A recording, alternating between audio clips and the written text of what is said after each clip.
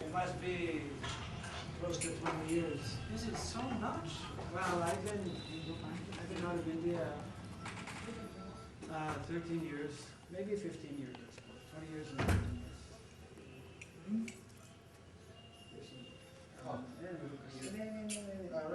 I got two. Yeah, it's okay. I didn't even know. You are a guest. You are a guest. So you please give this to me.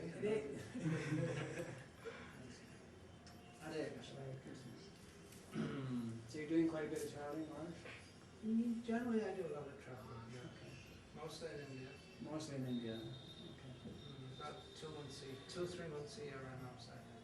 Oh, I see. Okay. So most of the time in India. India, yeah. India, I sometimes go to Dubai, sometimes to Bangladesh. Yeah, Bangladesh. Still get the Bangladesh. Yeah, a little bit, 2 days a year. Right. And 2-3 months a year I go to Europe, America, Russia. So about Maharaj still visits Bangladesh? You got one else? Yeah, not much. Not so much. Huh? Okay, so. Hare Krishna, Hare Krishna. There's a man who should have gone. Hare Krishna. And the seed. I had to give a seed.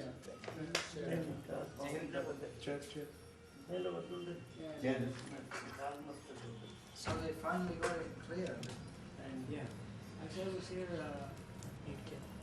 3 months back. So like my second visit this year to India. Last time I was here for 5 weeks, catching up on a few places. Yeah. India's changed a lot, huh? Yeah. In just such a short time. Yeah, yeah. I mean, I hadn't seen.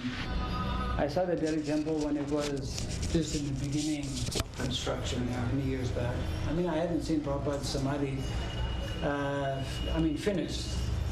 Samadhi took so many years, right? Yeah. And well, apparently now we have shopping malls in India. Yeah, yeah. It's the whole Yeah. ethos has changed. Right. The whole ambience. But last time, in 5 weeks, And many the places. the preaching's expanded a lot. We have a lot Yeah. more senders, a lot more devotees. Right. Yeah, It's a big thing.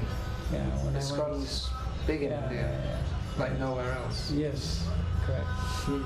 I was very surprised when I went to Mayapur, of course. Yeah, so many brahmacharis there. They have over 1,000 devotees, or I heard they have 600 resident devotees. anyways.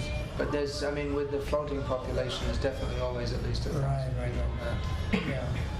Anyways, they have a lot of resident brahmacharis. Yeah, and a lot are out all the time also, traveling. Also. Yeah. I went to their new Namhata building. Yeah, huge building. Yeah. They remember you, I hope so. Yeah, we had lunch there that one day and Gauranga Prem. That's completely dedicated for... Yeah, completely. Yeah, They have, I think, about 1,500 initiated devotees. Yeah, it's huge. In Bengal alone. Right. In the Namhata, Right. It's only Namhata. Yeah, right. Now they go quite regularly also to Ekachakra. Ekachakra, we have a temple there. I've heard we have some. I haven't been there for many years. Yeah, right. I'm planning to go there. Yeah, I think they have regular tours organized by the Namhata devotees. And actually, Gyana Vigraha, Prabhu, he was here just a few minutes ago. And Yeah, I just saw him on the way. Yeah, okay. So he was mentioning that Subhat Maharaj is visiting there now in Ekachakra. He travels around India. Right. He was in Australia. He had some severe accident. So he's not traveling overseas so Right. much these days. But he had a recent accident right in Indonesia. Oh, right, yeah, that came up also. Yeah. Before was the first one in Australia, I think some head injury. This one was hip, actually. He got hit by some motorbike in Jakarta. And Gormano didn't even know he was in Indonesia. Right, I think he found out only after or something like that. Yeah.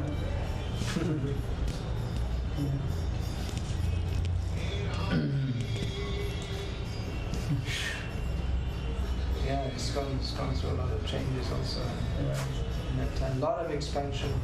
Right. That's good. A lot of expansion, a lot of history, Right. a lot of compromise. Right. You generally attend the Mayapur festival? Yeah, every year I go I usually come the day the parikrama arrives. Oh, I see. I usually come. Or last year, I think the last 2 years, I stay outside in Mayapur. Okay. And then come just for the last few days. It would be pretty crowded. Yeah, it's pretty crowded, but Yeah. there's if you arrange in advance, there's facilities for well, even if you don't, there's facilities for sannyasis.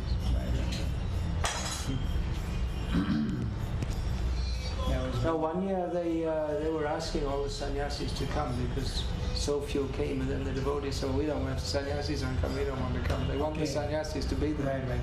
It's an attraction for them. Yeah. Yes. I think 1 year I didn't come. This 1 year the Mayapur festival was just too wacko. It was just too much westernized stage shows and this and that. And I didn't go. And then the next year, and a lot of sannyasis didn't go the year after that. And then and they were asking to come. Right. They were specifically asking sannyasis to come. They have the parikram just, I guess they have parikram and then they have seminars, is it also? They have seminars before the parikrama, and then again they have for about 5 days before going. I usually go there and give every year I go and give some seminars, speak on something. And there are a lot of sannyasis giving seminars, but still there are enough devotees that Right. there's attendees in all of them. Yeah. So you can do one also. Yeah. Did you ever find out who is behind the complaint against you? Not really. Mysterious things. You get to go to England sometimes? Yeah, I go pretty much every year, Okay. briefly. Yeah. In the West, everywhere I go briefly. Right. A lot of places to go. I just I stopped by this year actually just for one day, actually just for a few hours because I had a transit flight. So my first visit to the manor. It was very brief. But it was nice to visit the historical. Yeah, the manor's really, it's really it's a real institution. It's something that's really a landmark for our movement in the Western world. It's successful in They many still ways. have many, like for Janmashtami, many. Oh, Janmashtami is huge there, yeah. It's this huge festival.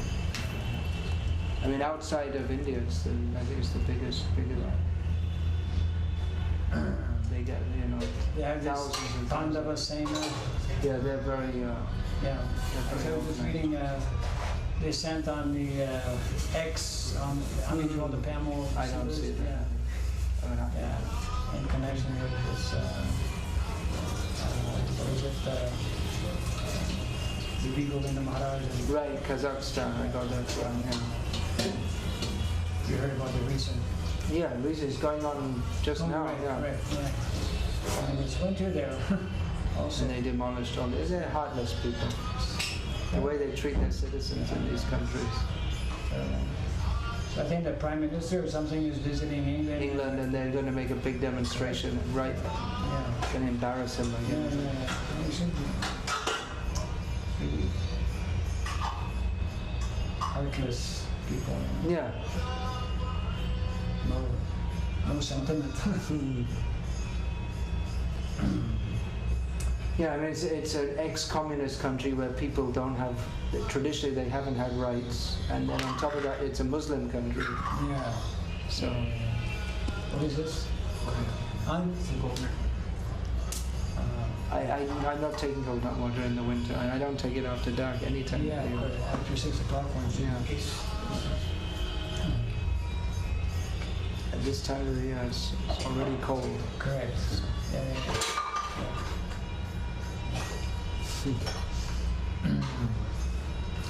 So you're in Twin Cities for a couple of days? Yeah. I've been coming here regularly since many years. I usually come here to this temple, and when I'm in on the weekend, I usually come Sunday evening. And then again for a Bhagavatam class during the week. That's what I usually do here. And yourself? Well, mostly. You've been in Indonesia mostly. Yeah, mostly I've been in. You speak Bahasa Indonesia? Yeah. You pick it up, as you go along. Meantime, of course, I forgot my Bahasa Bengali. You can pick that up again. Yeah, that, by association you can. Actually, when I was visiting last time, then, just hearing some Bengali boys speaking, you can, I understand, Jogs the memory. Yeah. There's no Bengalis in Indonesia. I haven't come across any. Surprising. There's a few families in Jakarta. Usually you find some devoted Bengali brahmacharis, and maybe not Indonesian. Indonesia is, pretty isolated place. Not many people visit, and there's no. Bali. A lot of sannyasis go to Bali, isn't there? Some, not a lot. I would say a lot. Yeah. But of all the places in Indonesia, Bali is like the attractive place. And that's where we have the largest, number of devotees. There's about 2,000 devotees, in Bali. It's a lot for a small island. Yeah. Of course, the whole of Indonesia is not, it's one of the largest, the fourth largest country Population-wise, in the world. and growing fast. Yes, also. And, what is this now? Water. If you'd like to please. Yeah, I'll take a look.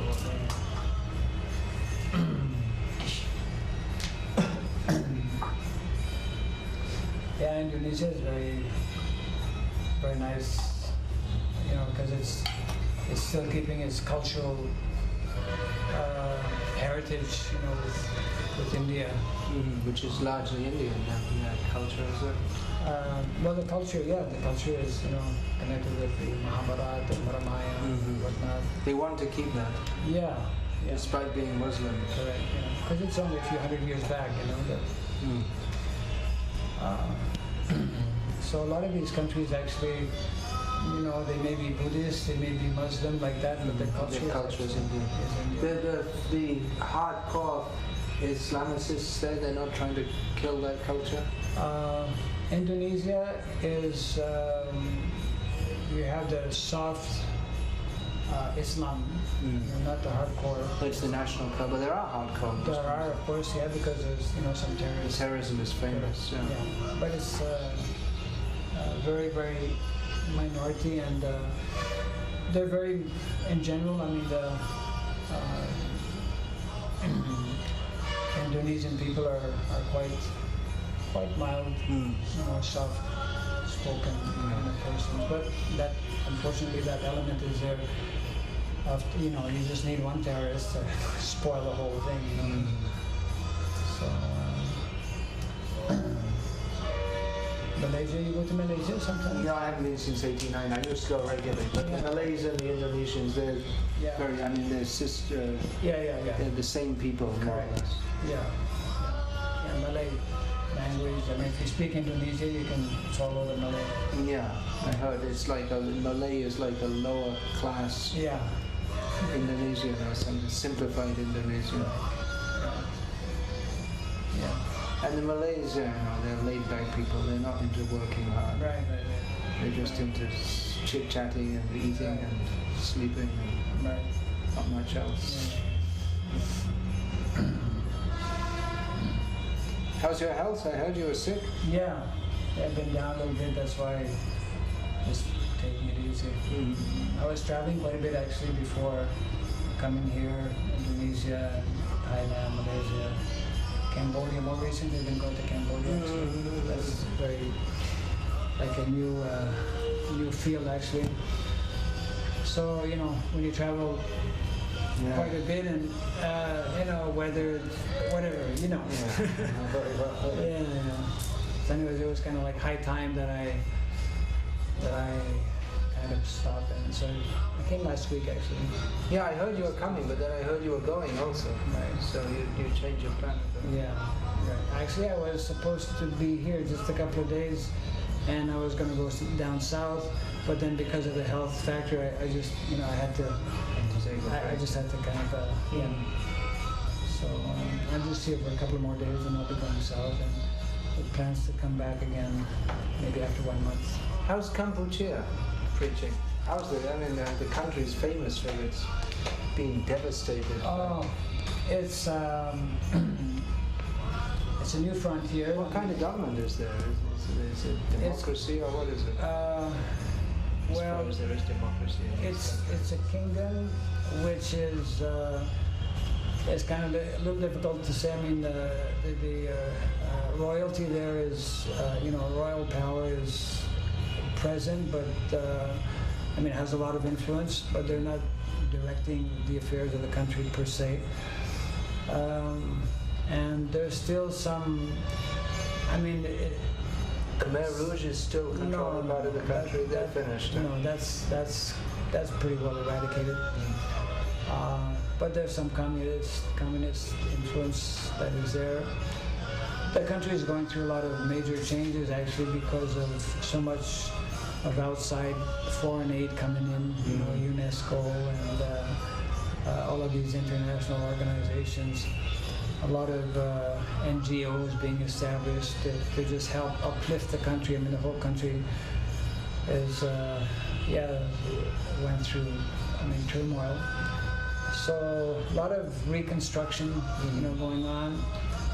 And one of the big dangers, of course, is that a lot of westernization, being introduced, because Cambodia as a country, in connection with this Angkor Wat temple. Actually, I went there 4 times this year already in Cambodia. Sihesh Prabhu is going there. He's been there, yeah. I met him in Malaysia. He was mentioning that he had gone there a few times with some of the brahmacharis. So they speak French still there? Yeah, it's amazing. So it's good for you, huh? Yeah. Not English? Very less English. More French? Yeah, more French. Especially because you're still good in French? Yeah. Especially after spending quite a few years in Montreal. Many of the older people especially still speak. I was surprised actually last time I had gone to the Angkor Wat, and then one old guy was just sitting there and he started speaking French. They speak very good, because they were under, I think, for about 100 years, right? The French protectorate, yeah. So, but what's very fascinating is that the whole culture is so Vedic. Although 90% of the country is Buddhist, but it's a kind of a Buddhism which is it's a little bit like in Indonesia also, Islam, but the culture is... Well, I was in Thailand for some years, and the Buddhist culture in these countries, I mean, the thing is that Buddha didn't teach anything about culture or cosmography or music or art, so they just...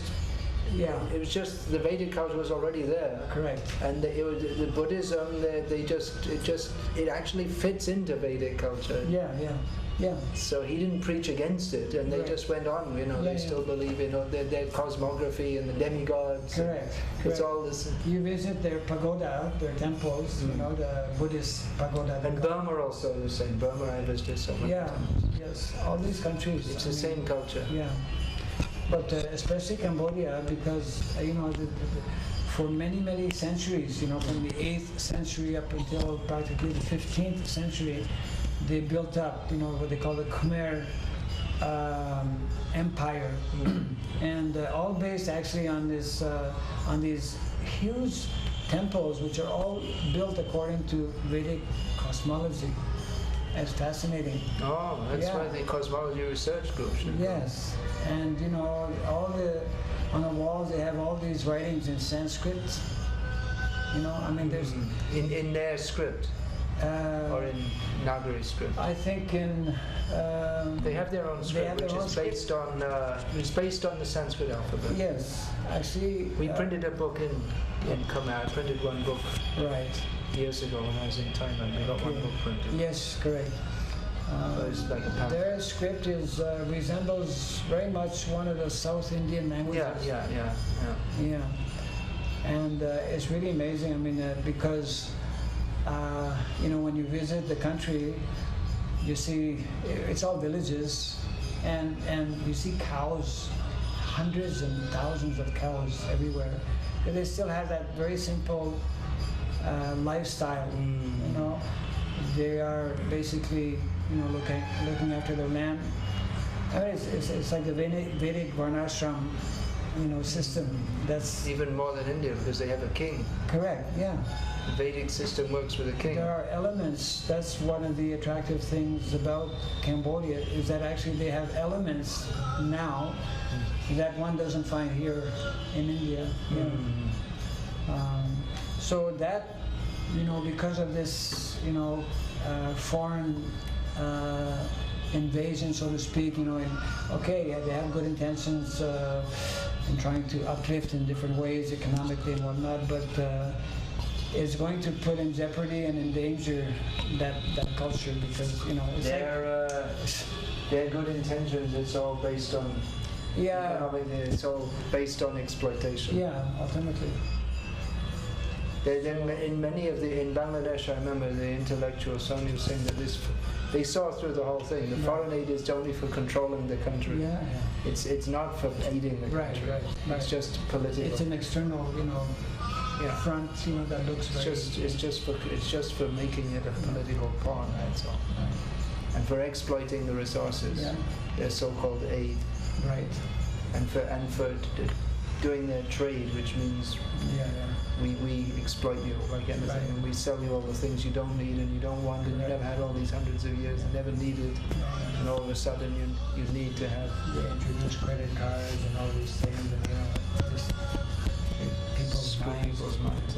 Yeah. So that's in the beginning stage right now, and that's why there's a need actually to try and preserve. What about Laos? Is it possible to go in? Laos, I haven't gone there, but Laos, they say, it's like, Cambodia is like 30, 40 years what India was 30,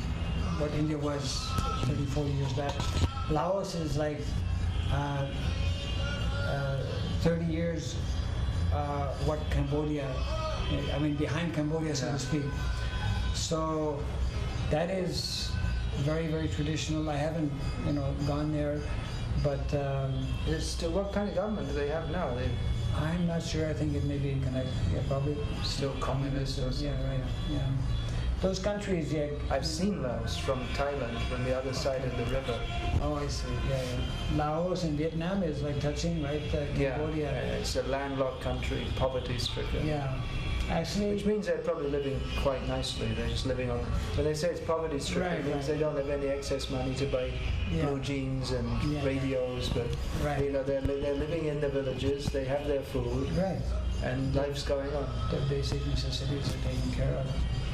Cambodia used to be much bigger geographically than it is actually, due to war. Laos used to be part of Cambodia. Yeah, Laos and a good portion of Thailand, some portion of Vietnam also.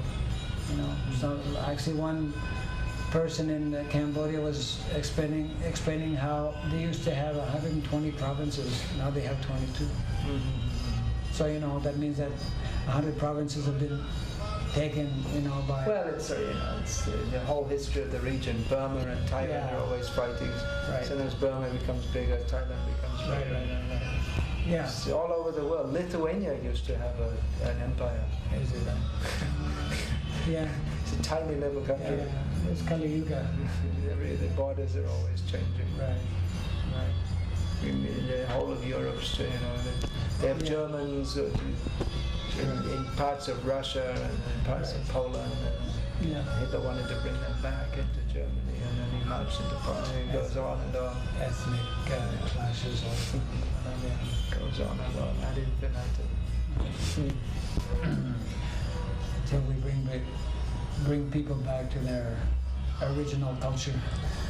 We hope so. Even India, if you see the recent history, it's just been a history of fighting until the British actually unified India politically, but otherwise they're all fighting among themselves, all the different kings. The Muslims, to a large extent, they solidified the large areas, and the British kind of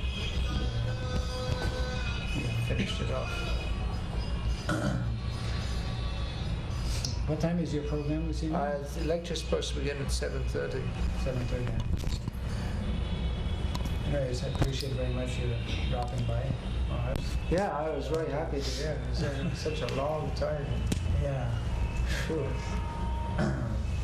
Anyways, You're really pushing, or you're trying to get something going on Varnashram. Yeah, I've been concentrating on that for probably the last 10 years, especially more so last 7 years, I guess. And there's some nice things happening, especially in Indonesia. I can imagine in Indonesia it would be more possible because the economy is not so-called developed so much. Right. Yeah.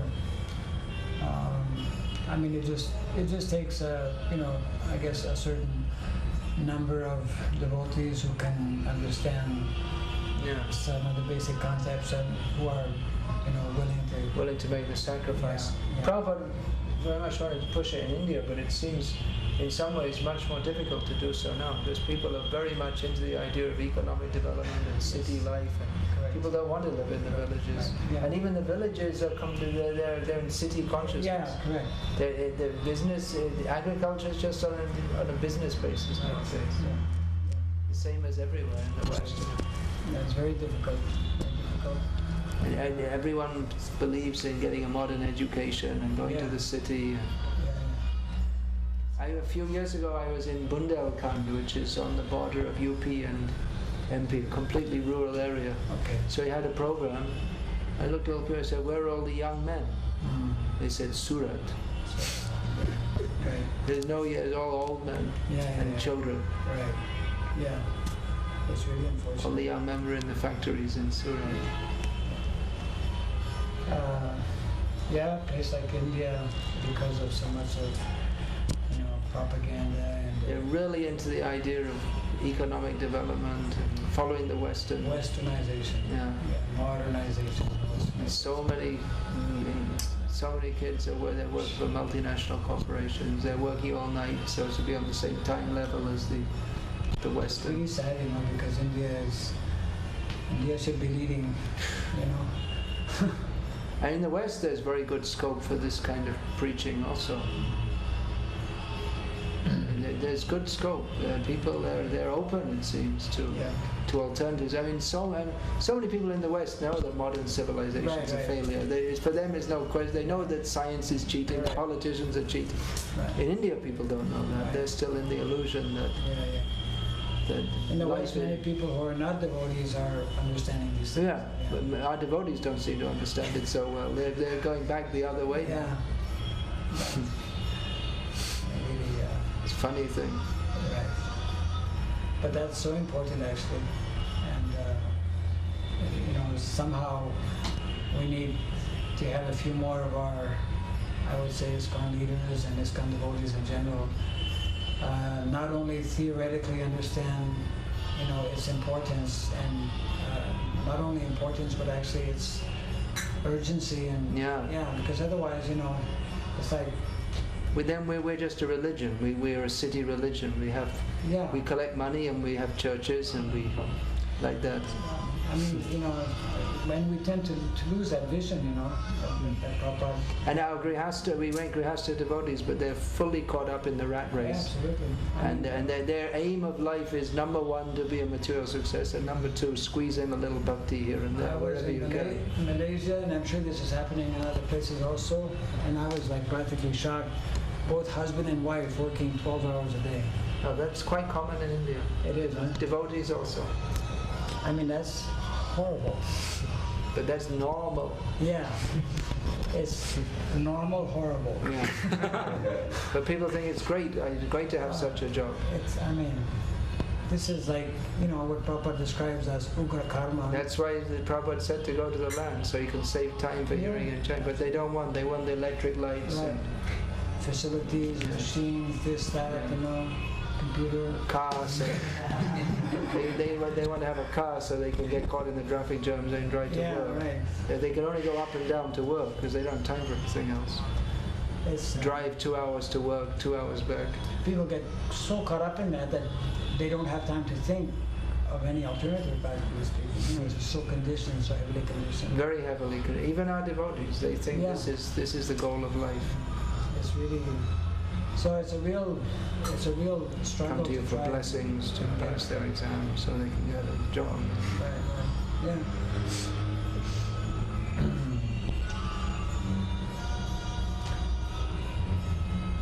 The thing is that it really needs a movement-wide consciousness, because, like for instance, you or I could go and sit on a farm and try and develop it, but then you no one sees, no one knows, and you get lost in the effect. Somehow we were fortunate, like in Indonesia, to convince some young people that we were cultivating for some time, and they were still in college. And then, when they started to graduate, we presented this idea, of a self-sufficient community and whatnot, and we did it. And since 1999, we have like 25 families, living on 200 acres of land, and no electricity, and simple life like that. Some of them, of course, are working as teachers because they're quite qualified as graduates. And of course, I mean, you know, to really come to that point of full self-sufficiency, it takes time, and even It's very difficult in the modern economy with all these laws and Yeah. taxes. very difficult. It works against this. Right. There's no encouragement. It works just to control every individual to be a part of the big Yeah. economic machine. The whole system is there to actually discourage such type of yeah, because then you become, you know, independent from the system. That was Prabhupada's revolution. That you Right. live on the land. We don't need your money. Right. We don't need your money. We don't need anything to do with you. And then that's the greatest revolution Prabhupada envisioned. I see that's like, if we analyze, you know, Prabhupada's main activities, you know, this essay that Prabhupada wrote, right, Gita Nagari. Yeah, the gist actually of all of Prabhupada's preaching is in like 4 main headings, so to speak, that are connected with Gandhi. You know, one of them being, you know, temple construction, so that anyone could have access to temple entry. At that time, that was a big issue. Yeah. And you know, Prabhupada has accomplished that by opening so many temples, and you know, anyone can come and whatnot. And the other one, of course, was, you know, like Harinam and book distribution, Mridanga. And of course, that's been big, you know, within ISKCON, and that was one of the, you know, main forces that Prabhupada pushed. The third one was, of course, what Prabhupada called, you know, bringing people from being Maya Jana to Harijana. You know, Gandhi's thing was Harijan, but it was like very selective and whatnot, was not really the real thing. So, Just you know, Prabhupada introduced, you know, Diksha, initiations and whatnot. And the fourth one is what he called establishing a classless society, Varnashram. And that's, you know, we've been very good, very strong in opening temples, and we still are, you know, in places like India especially, very strong, you know, and Harinam and book distribution. I mean, although ups and downs, but still is, you know, a major element within our society. Also very strong in terms of, you know, bringing people, making them qualified to become initiated and whatnot. But the fourth one, classless society, Varnashram, is where we are dragging our feet, you know, and that's so important. I would say not dragging our feet. I would say it's more or less forgotten or edited out of the ISKCON portfolio. Yeah, it's not that we're dragging our feet. It's just you know, it's just like slipped off. If only we could be dragging our feet. Yeah. So it's important for at least some individuals to understand the concept and the principles, and not only that, I mean, to go beyond and to actually try and do something concrete. When we stop and think about it, I mean, you know, the whole Vedic culture is an agrarian-based culture, isn't it? Well, I would say not just the Vedic culture. I would just say any human society. Yeah. Pre-technological is right. Ipso facto. It has to be axiomatically agrarian-based. So, you know, and actually, in one sense, the technological society is too, because you can't eat nuts and bolts or computer chips. Yeah. But although people don't realize that. Right. But the main the economic activity which the majority of the population is engaged in is agriculture. Yeah. Yeah. And even they may not be directly engaged. Everyone. Well, I'm not sure about the ancient Vedic culture, but at least in our father's generation in England, they had a house and they had a backyard and they grow much of their own food and they keep. I mean, this is not very Vedic, but I know in my father's father, he kept chickens and pigs. Yeah. So they produce a lot of their own food. I mean, even in Canada, like a couple of years ago, I was visiting some on the eastern part of Canada, the Maritimes, and I was looking around for some land, you know, with a couple of devotees there, and we met this older person. And, you know, he was in his 60s or 70s, and he was recalling how, you know, like just 40 years back, 50 years back, he showed us the piece of land where they were living. They never went outside. There was no need, you know, maybe just to go and buy some salt, maybe, you know, a few little things like that. Otherwise, there was no need. It was like, you know, even in places like Canada. Canada, where the climate is so harsh. So harsh. You know. Grains they produce themselves also? Which? Did you discuss they produce grains themselves or some? Oh yeah, they would. Yeah, because in Canada at least you have a good 3-4 months where you can produce your wheat and different kinds of grains, you know. And then of course people would store things, you know. Yeah, for the winter. For the winter, yeah. They pickle correct. Yeah. eat vegetables. Yeah, I mean, you know, salted fish. My parents used to do that when we were younger also. So you know, if it's possible in a place like Canada, or to speak of, you know, Eastern countries. Yeah, these countries where they have a 12-month growing season. Right. It's just, you know, it's just false propaganda. It's just, you know, that influence of Maya, the conditioning, and the heavy, you know, Western modernized, you know, propaganda for so-called easy life, you know. So, and it's, you know, catching people like, you know. So we have, I mean, as devotees and as a society, a tremendous responsibility actually, and I mean, to turn that around. It's not at all easy. Not at all easy. As you mentioned, you know, most of our devotees are caught up in that also. Yeah, it's kind of forgotten mission, it seems. Yeah. That we're fairly successful in preaching in this, you know, fairly successful, at least life goes on. Right. Right. And we're not seeing beyond that. We're content to make devotees in the city, and they, you know, they can work hard and, you know, maybe squeeze in a few Hare Krishnas here and there. And what happens is that give some donation, and that's it. Yeah, we in that kind of scenario, we completely become aloof, and we completely forget about.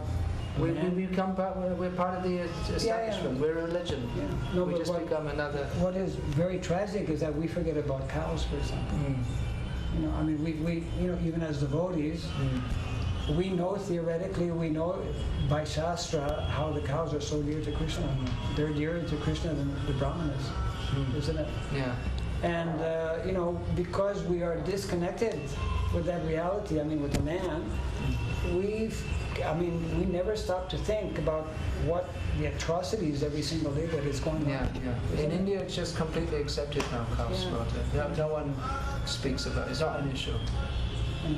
So, I mean, you know, when devotees come to that point of being oblivious, and, you know, I mean, it's not even like a concern practically to us, because we're disconnected from it. But that's unfortunate, because actually that's a, you know, something that Krishna is definitely not pleased about. And we as devotees have a duty and a responsibility to do something. You know, and to do something very concrete and very, you know, major also. Anyways.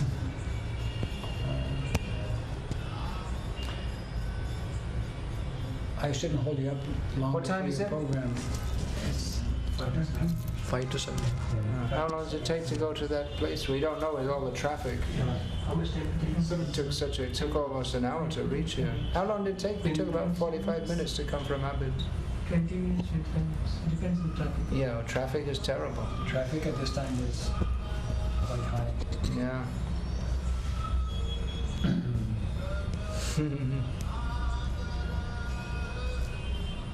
They made the wall on this side. There's all the noise and the smoke.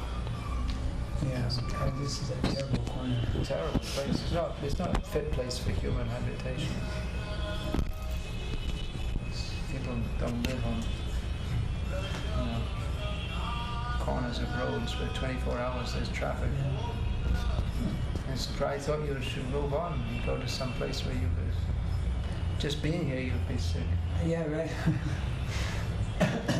Yeah, coffee. No, yeah. No, that's why I'm actually leaving on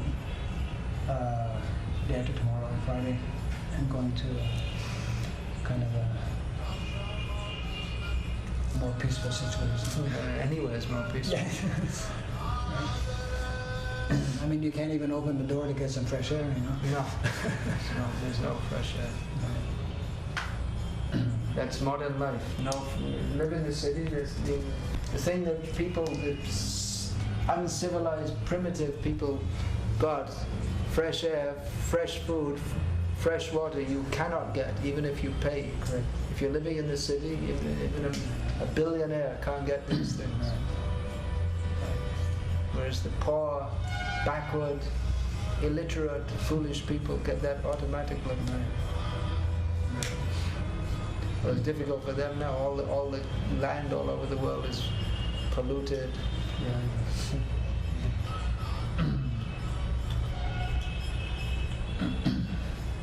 What a mess. And people's lives are, and the whole society just makes everyone's minds completely polluted. Devotees also having some part in it. They're filling everyone up with calm, cold, low.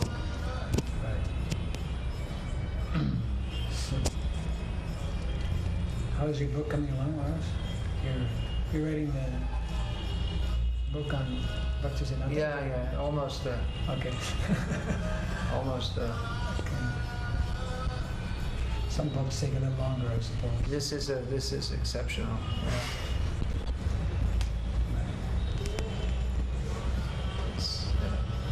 I would have never begun it if I'd have known how much work it was going to be.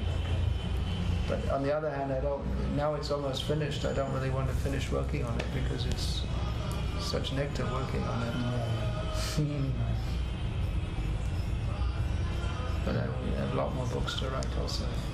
Krishna allows me to.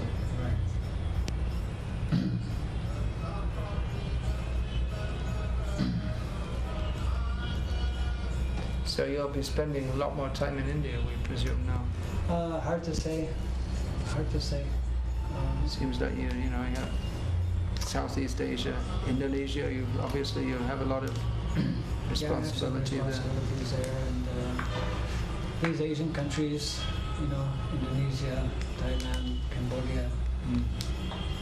But there's a need for us to do something. Yeah, Thailand's a big population, but it's never been cracked. I was there a few years, and it's tough.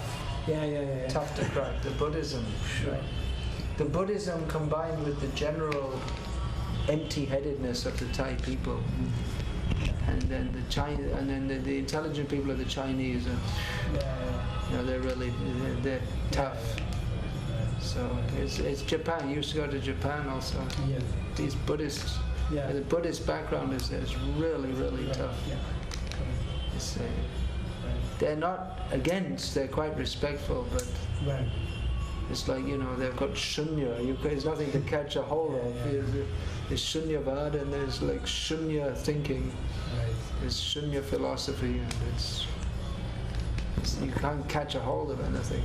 It's very difficult to contact them at all. Philosophical thinking is shunya.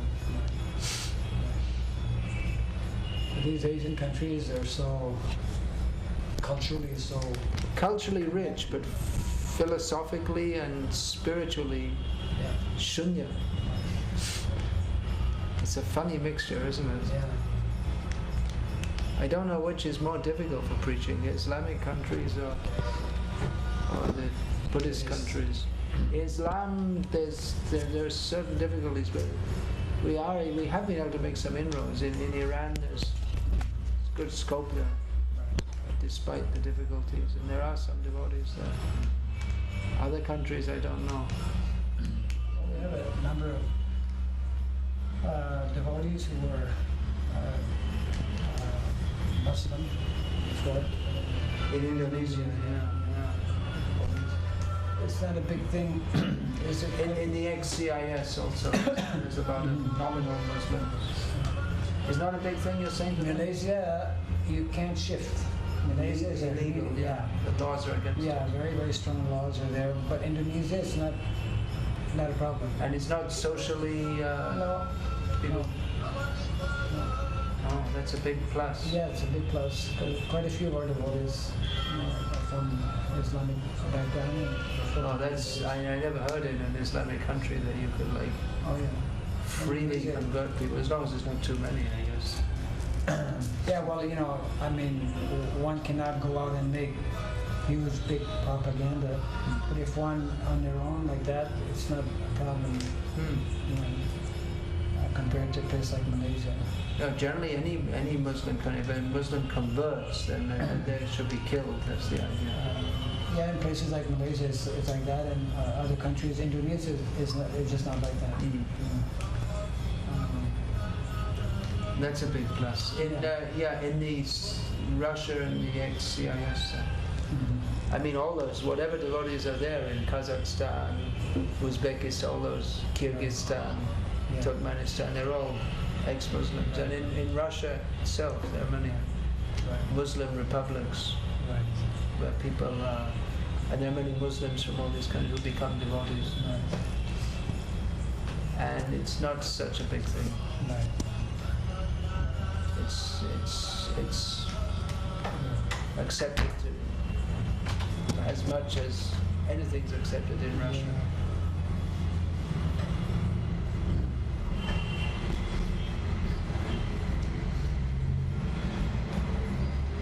But they're not very hardcore Muslims in Russia. At least in the areas I go. I mean, there may be in Chechnya, in Dagestan, south, they're very heavy about it.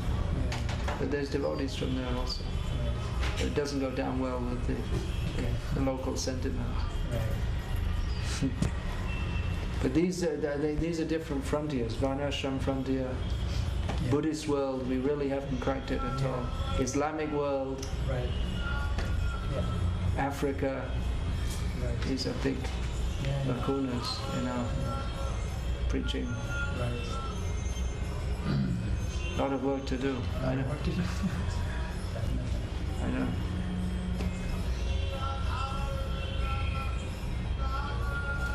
Train up some more. Yeah, it doesn't look like in our lifetime that what we'd hoped for in our or expected in our youth. It doesn't look like it's going to happen. Taking over the world and all that kind of thing.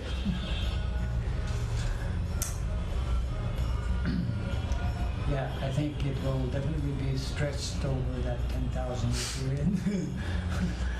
We don't know though. I mean, it could be by Krishna's grace. I mean, the world could wake up because millions of books are out there, and the books are, if anyone has got even a slight bit of sense and they read this book, then they're going to understand this is something very special and something very different. And in the West, people do. A lot of people understand the whole society is just cheating and exploiting, and the politicians are lying.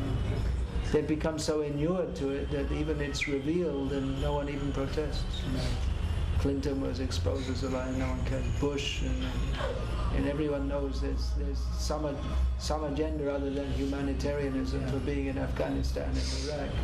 It's not simply out of humanitarianism that they're invading their countries and bombing them to pieces. Everyone knows, but they don't feel enough.